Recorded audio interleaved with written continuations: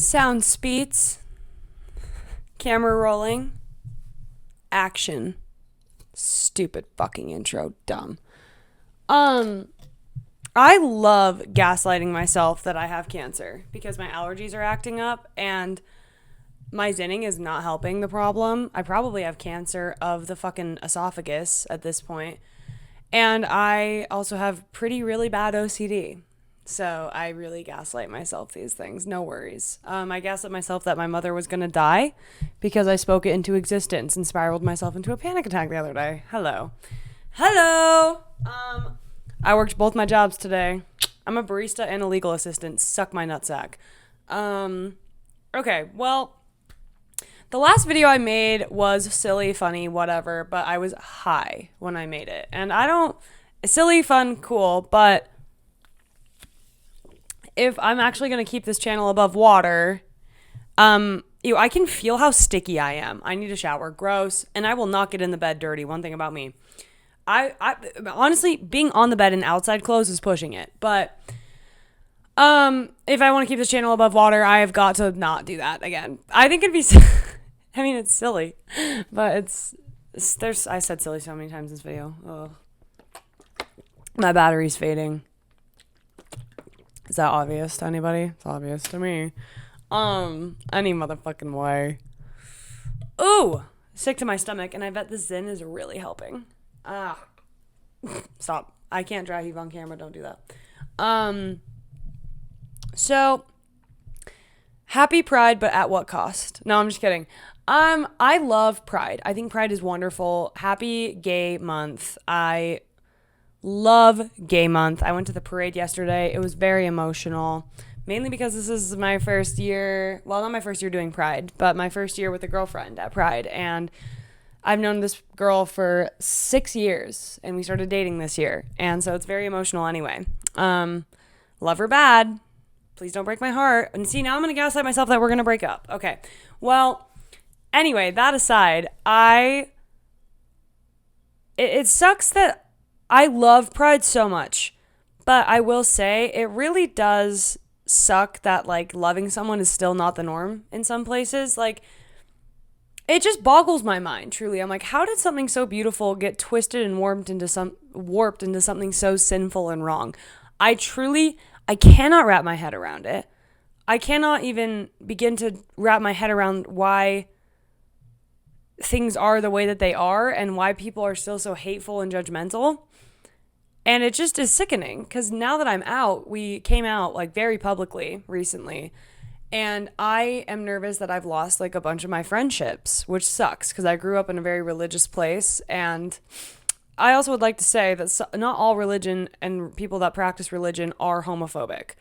There were so many like different religions too, having pride parades or pride floats in the parade, and I thought that was really incredible. So in no way am I saying that all religion is like this. However, I do think a lot of religion a lot of homophobia stems from religion because people take stuff out of context, and that is their excuse for being a judgmental prick, and that's really frustrating. And happy Pride, but at what cost? Because also Pride, I feel like, brings up a ton of grief. It's brought up grief for...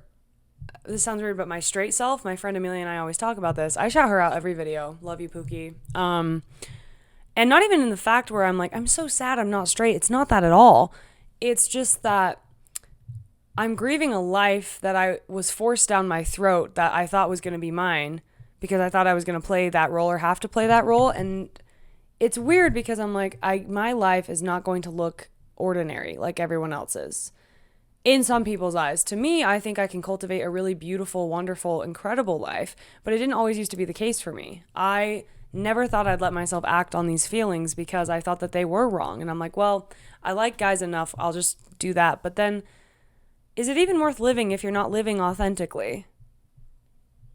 A lot of people would argue yes. To me, no, it's not. And so when I was knee deep in hating myself and not living authentically, I was in a horrible mental place. Really bad. I'm not going to get into details, but it was dark. And that is why Pride is so important, because You know that cliche quote that's like, some people are better, think they're better off dead than being themselves? I was one of those people when I was growing up. And so that's why, and yet there's still like so much happiness and excitement that comes with pride, but there's so much grief too. And I feel grief for those that have come before me that weren't allowed to live authentically because of hate. And I grieve my younger self who spent so much time hating herself and radically insecure for this part of myself. And it does bring up a lot of grief. And not to mention, pride has become one big excuse to get fucked up, which, hey, nothing wrong with that. But I feel like getting fucked up sometimes brings up grief as well, because alcohol is such a depressant. At least it is for me. And me and my girlfriend had a really long conversation over the past weekend where I was just like, I do, but I don't. This is going to sound weird. I miss when I was able to have a lot more fun when I was going out and drinking. But I don't at the same time. It's weird. I still drink. I still partake. I try to take it slow now because it really is awful for my mental health. Awful. Like, it's really bad for me. I'm getting on antidepressants soon. But it brings up all of my grief. I lost someone very dear to me, and it's been almost a year since she's been gone. And that's weird too. And my life did a complete 180 when I lost that person. Everything I thought I knew about life was ripped out from under me. And I knew when she died that nothing would ever be the same. Ever. And there wouldn't be a single day where I'm not missing her. And I've still yet to come to terms with that sometimes. And I miss the days where I wouldn't drink and I wouldn't think about it.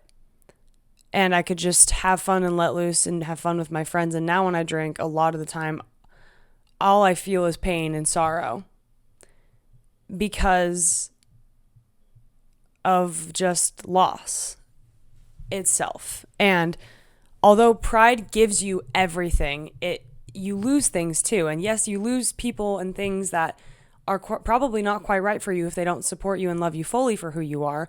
But it's still a loss in of itself, and it still fucking hurts. And my favorite song ever is OMG by Suki Waterhouse, because the lyrics are, oh my God, take me back the way that I was.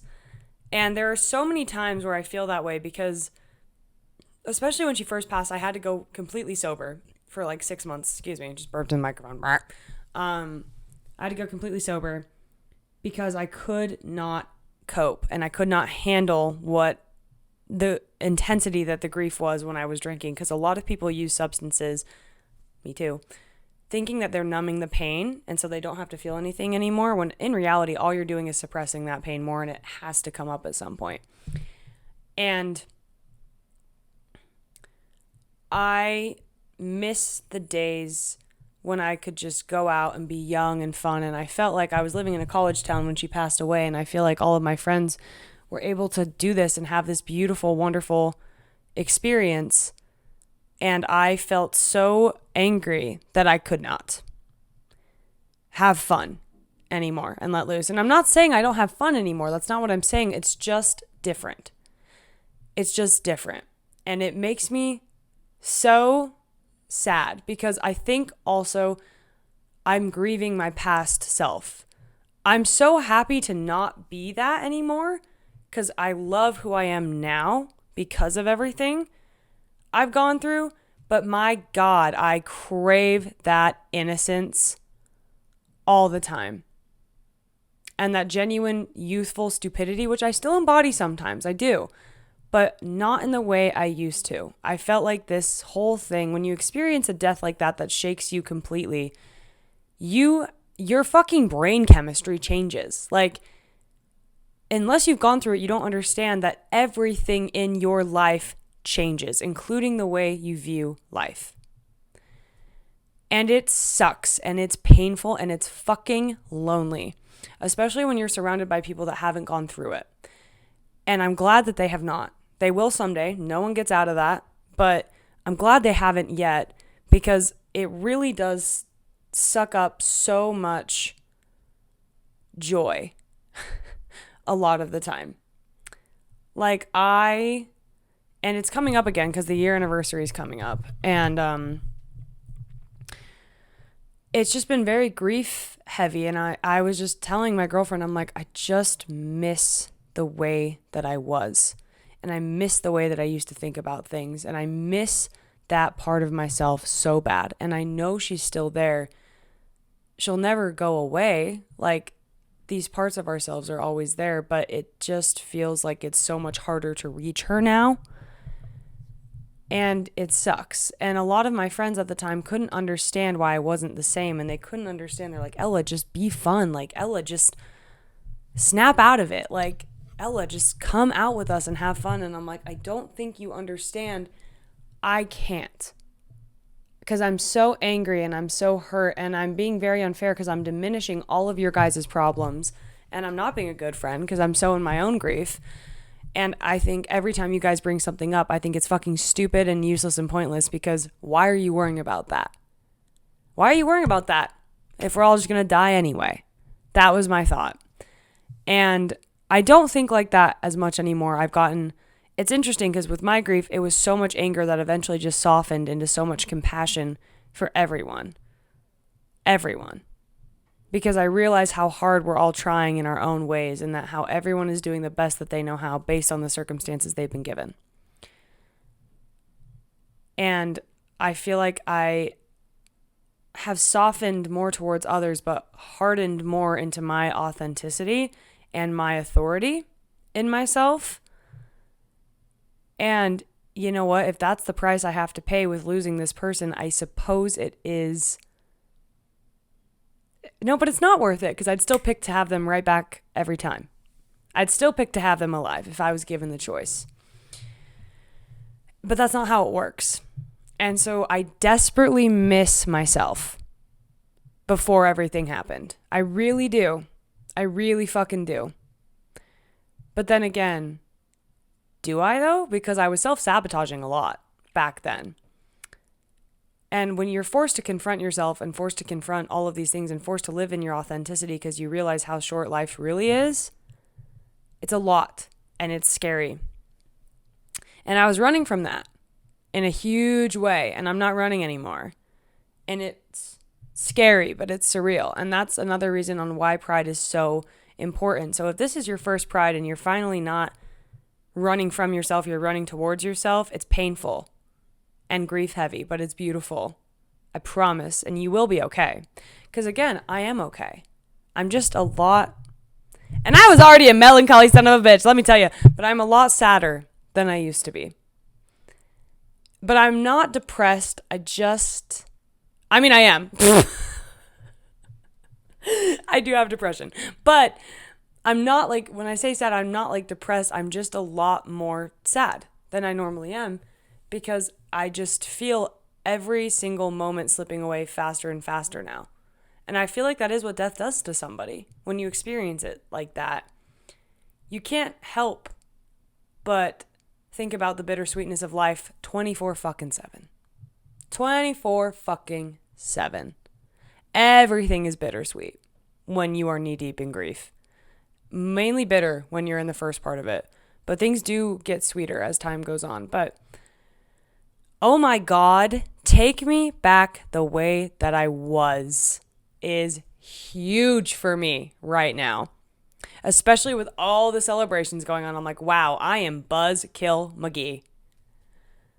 But on the other side of things, I feel like I've never been more beautiful either. I'm like, but I really like myself now, and I hated myself for a really long time. So you get both, and you kind of have to make a choice on, it's like choose your heart. What's harder? Is going through the uncomfortable growing pains to come out the other side way more beautiful and strong and wonderful than you were before harder? Or is it harder to stay stagnant in where you were trapped in yourself? Unfortunately, it's harder for that. The latter is harder for me. And so I've made my choice, and now I have to work hard at it every day. And I slip up and I fuck up sometimes, and that's okay, and that's normal, and that's good, and that's fine. That's human. Important part is you just keep going and you live as authentic as you can every day. That's really, truly all you can ask of yourself, dude. And I just want people to know that, and know that really, truly the only person you ever have to please is yourself. Oh, you're a people pleaser? Name 3 people that are pleased with you, mama. But alas.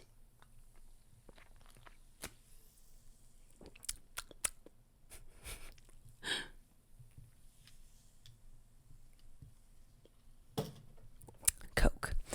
I didn't do drugs this weekend. Woo! That was my one goal for myself. Woo! But I don't think I have time to talk about insecurity in this video. Actually, I do. This is going to be the video that I do, because this kind of correlates to everything. I'm going to try to make it brief. I'm going to try to wrap this up in 5 to 10 minutes. Part of my story and part of this whole thing is how fucking insecure I was in myself and my sexuality. Those kind of correlate. And I grew up so insecure in my own skin. It started like in 4th grade when I became conscious of my body and conscious of being perceived. And it never went away. And it still doesn't to this day. I still am like that. I just am a lot better at managing it. That's another thing. A lot of parts of you will never go away. Where would they go? But you just get better at managing them. And then you're able to bring new parts of yourself to the front. But I digress. What I was going to say is I was so radically insecure and I had such a victim complex that I thought that people owed me stuff if I poured my entire energy and heart into them. I was really in love with this girl who was older than me. She was an adult and I was a minor. Whoops, T. It was like only a 2-year difference, but still. And I was just coming to terms with my sexuality, and she was my best friend at the time, and she took me to cool parties. By the way, the cool parties in question were me lying about my age and hanging out with men way older than me. And at the time, I thought that was cool. Hey, that's not cool. That's disgusting. On their part, not mine. Because even though I'd lie about my age and say I was an adult, they would specifically on purpose invite girls that were 18 to 20. Mind you, they were late 30s, early 40s. Disgusting. Not okay behavior. And before people are like, well, it's legal. I'm 22. You couldn't pay me enough money to even look in the direction of an 18-year-old. No, ma'am. And that's a 4-year difference, which is normal. No, ma'am. It's predatory. Stop. Anyway, I was so down bad because she was older than me. She was so cool. She was so sexy. She could dress so, like, she was just so cool. And I was so obsessed with her. I would do all of these things. And reality is I wasn't obsessed with her. I was obsessed with the idea of my own sexuality. And I was obsessed with her in a way where I'm like, I want to be her, but be with her, but I don't know what's going on. This is wrong. And so I went above and beyond, and we were best friends. We'd hang out all the time. We'd make out when we'd get drunk. Again, technically a minor and an adult, so not super great, but I would do anything for her. And in turn, I thought that meant that I was owed something. Now, this situation can get a little sticky because it's a very messy situation, so maybe this isn't the best thing to compare it to.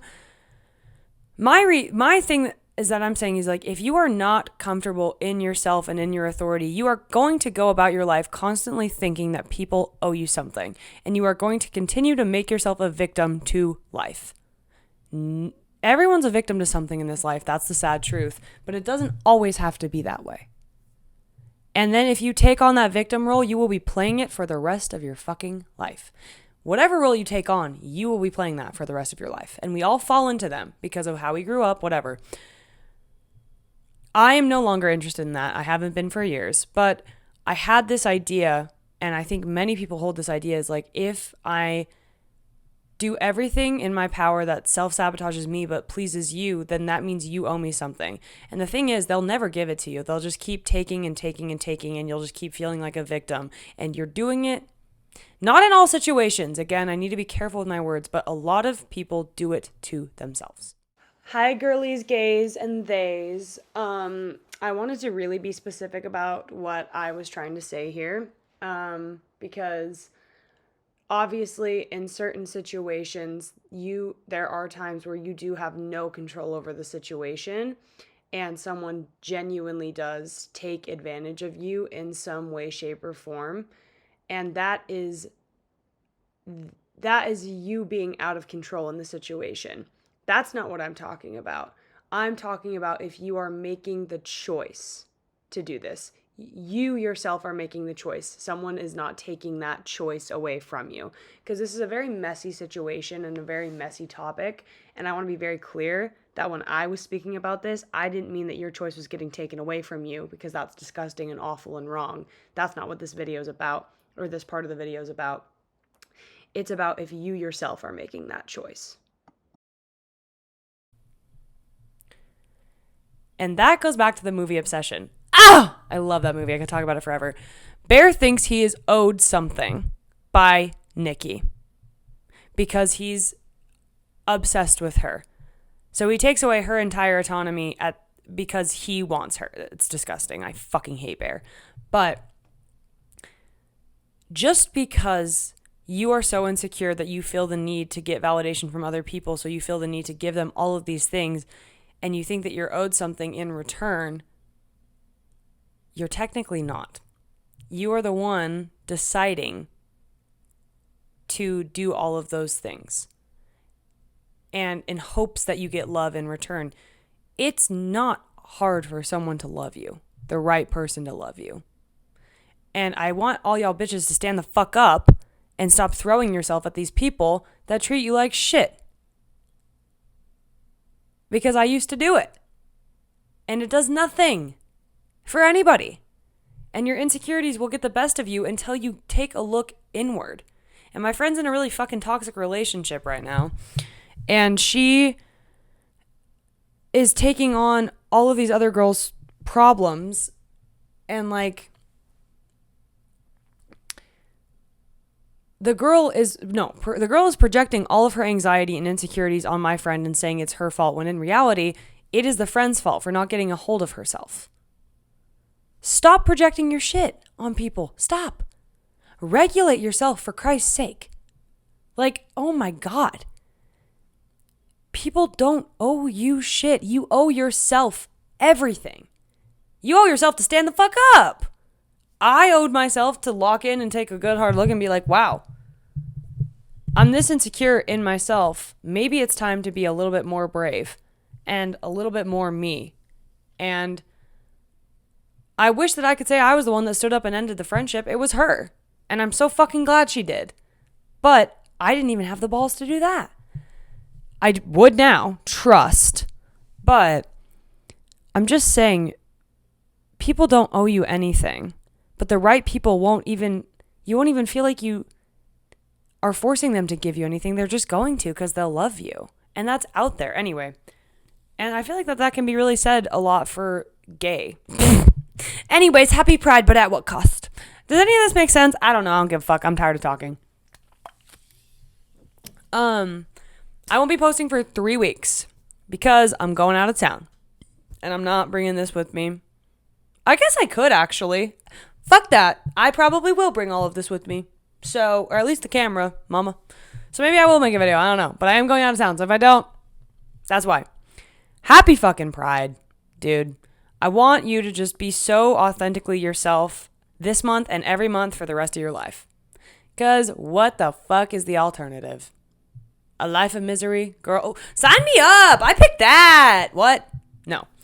Anyway, yeah. Okay. Cool. Bye, sexy mofo. Utabomb.com. I don't know what I hate an outro. I don't know how bitches do an outro. I don't get it. Okay, it's fine. Bye. Thank you so much for your time. Dude, this was to the song Fame is a Gun by Addison Rae, but fuck-ass YouTube copyrighted it, so I'm just gonna have to sing it for you. Ready? Fame is a gun in a pointed line. Crash and burn, girl, baby, swallow it dry. You got a front row seat and